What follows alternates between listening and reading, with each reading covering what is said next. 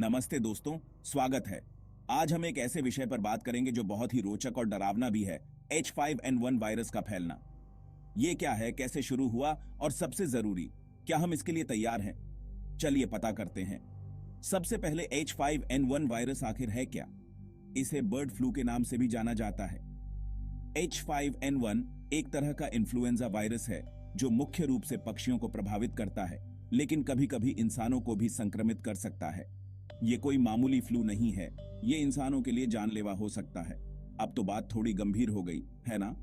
H5N1 का फैलना अक्सर उन इलाकों में होता है जहां मुर्गी पालन बहुत ज्यादा होता है। वहां ये वायरस पक्षियों के बीच तेजी से फैलता है।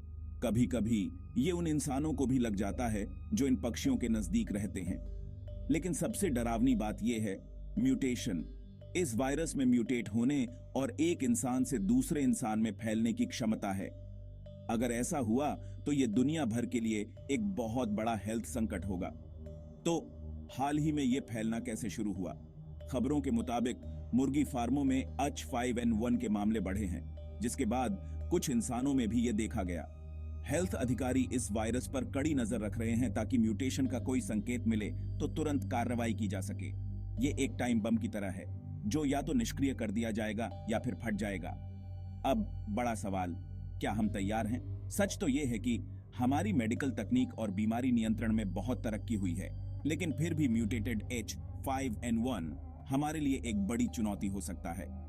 वैक्सीन और इलाज ढूंढे जा रहे हैं, लेकिन हर फैलने की स्थिति अलग होती है, इसलिए उसके हिसाब से ही समाधान निकालना पड़ता है। इसके अलावा दुनिया भर के देशों के बीच तालमेल की भी जरूरत है। पैंडेमिक में हर देश की प्रतिक्रिया दूसरे देशों को भी प्रभावित करती है। ये एक ग्लोबल डोमिनो इफेक्ट है। तो बात को खत्म करते हुए, अभी H5N1 से वैश्विक पैंडेमिक का खतरा कम है, लेकिन तबाही की संभावना को कम नहीं आंका जा सकता। सतर्कता, शोध और तैयारी हमारे सबसे अच्छे हथियार हैं।